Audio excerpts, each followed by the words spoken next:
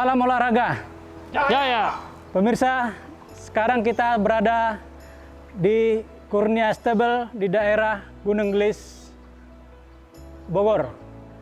Berikut kita ikuti apa-apa saja yang ada di tempat latihan ini. Selamat mengikuti.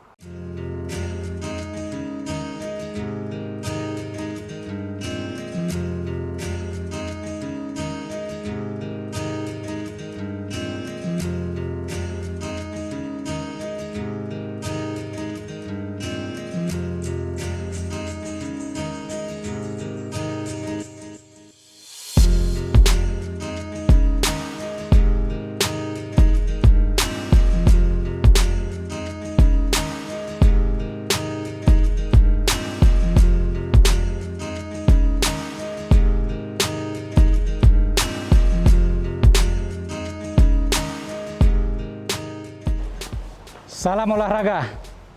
Pemirsa, kita kali ini berada di daerah Gunung Gelis, tepatnya di Kurnia Stable, tempat latihannya atlet DKI Muhammad Akbar Kurniawan yang sudah berprestasi dunia. Dari tempat ini mereka sudah berkeliling dunia dan meraih berbagai penghargaan, termasuk seri-seri kejuaraan dunia. Untuk lebih jauhnya, saya akan bercerita dulu dengan Bapak Anas, sang pemilik Kurnia Stable, tentang bagaimana ceritanya kok bisa ada tempat yang sangat nyaman untuk latihan bagi atlet kita, atlet berkuda DKI, di bawah bendera Pordasi. Pak Anas, saya sangat terkejut melihat lokasi yang begitu signifikan, luas dan indah ya di sini. Bagaimana Pak awalnya Bapak bisa mendapatkan tempat seperti ini? Ya, ceritanya panjang Pak. Itu dimulai pada saat tahun 2016.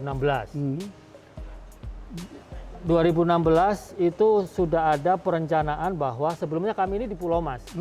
Kami sebelumnya anak-anak ini latihan berkudanya di Pulau Mas dan kuda-kuda saya juga adanya di Pulau Mas.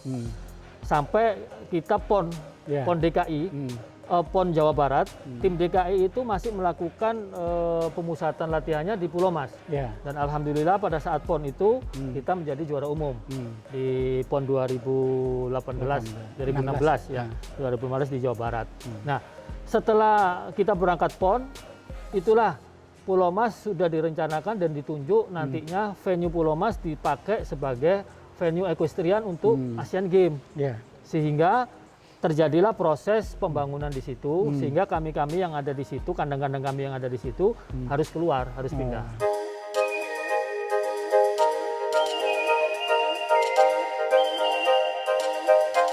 Ceritanya bisa dapat di sini gimana Pak?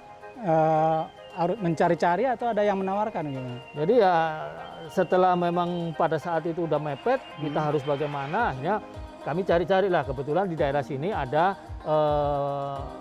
salah satu pemilik kuda juga di Pulau Mas yang mempunyai lahan di sini, di Gunung Gelis ini. Kan di Gunung Gelis ini banyak yang main kuda. Nah di situ setelah saya ngobrol-ngobrol, akhirnya saya dipinjemin ceritanya. Dipinjemin kurang lebih sekitar 3.000 meter. Awalnya. Tapi bukan di lokasi ini, di lokasi berdekatan dengan ini.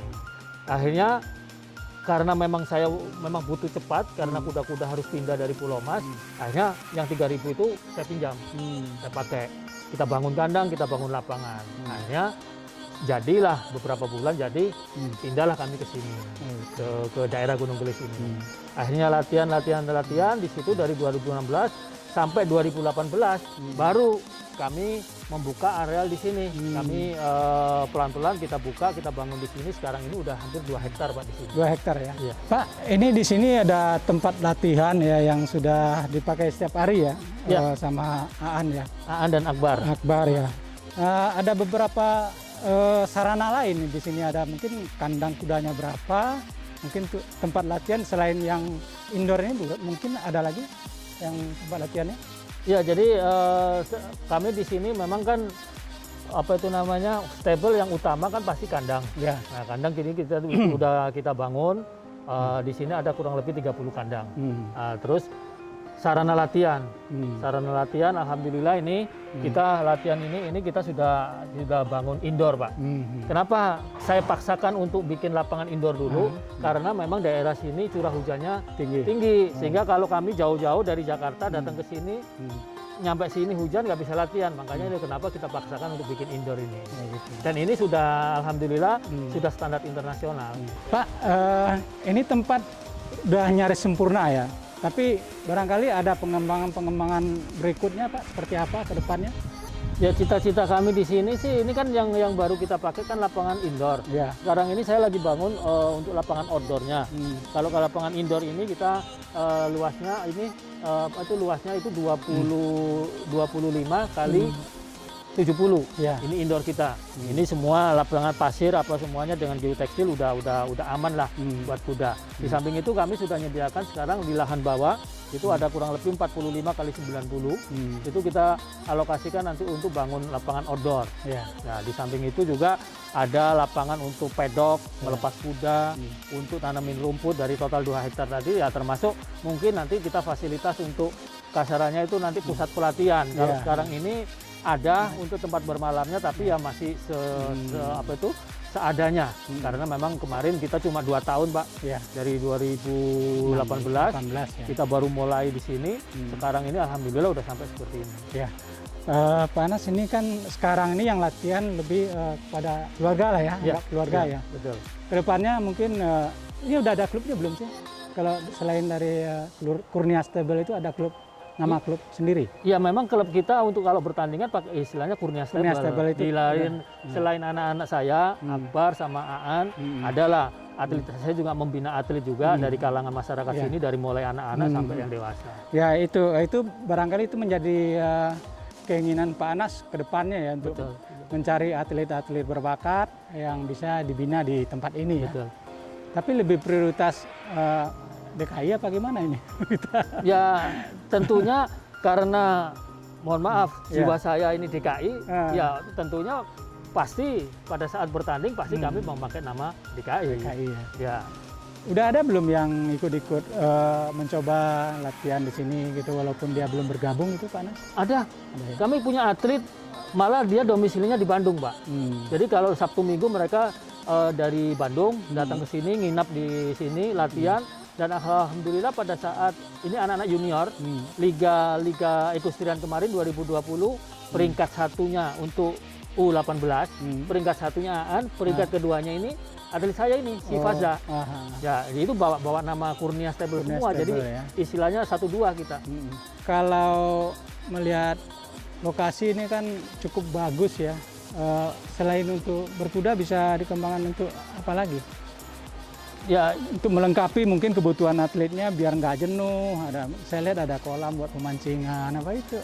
Ya, sekarang ini kalau untuk selingan-selingan anak-anak ya kita ada kolam ikan. Jadi kadang selesai latihan anak-anak mancing. Terus kita juga ada istilahnya ternak burung, ayam. Jadi untuk buat hiburan-hiburan aja.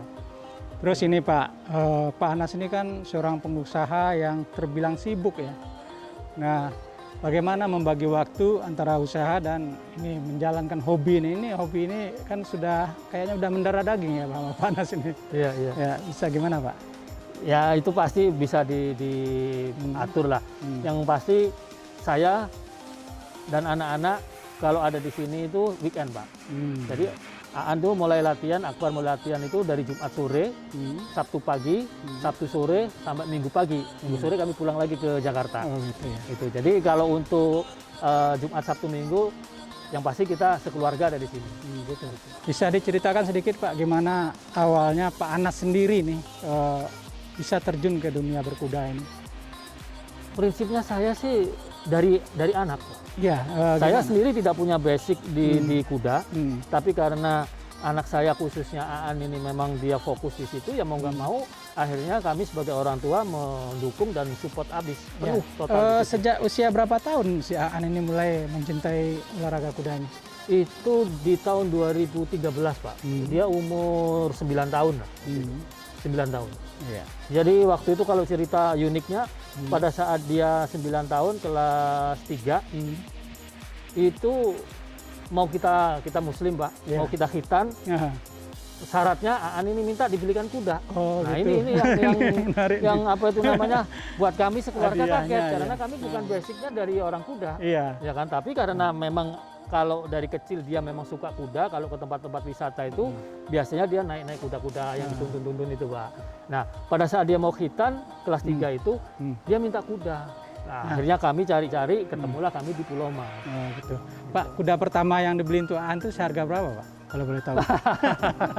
Ya kalau untuk awal-awal ya kita pakai kuda-kuda lokal lah istilahnya ya. Yang penting untuk bisa berlatih dan surprise-nya dia berlatih 1 bulan, ikut pertandingan 2013 di Pulau Mas itu Pangdam Cup. Dia juara 1 Pak, untuk anak-anak pemula. Itu pemula. Baru itu latihan kelas sebulan. Pemula ya. Ya. Nah dari situlah saya lihat anak ini punya talenta, punya semangat, kita dorong. Ya, sekarang kudanya bukan main ya Pak, ini kuda-kuda berkualitas yang dari Jerman ya Pak. Ini kuda dari Belanda. Ini dari Belanda. Dari Belanda, Yang ya. dari Ini Jerman, karena kuda jumping. Kuda jumping ya. Iya. Oh, gitu. Yang tadi ya, yang dari Yang Jerman. sebelumnya tadi kuda dressage dari Jerman.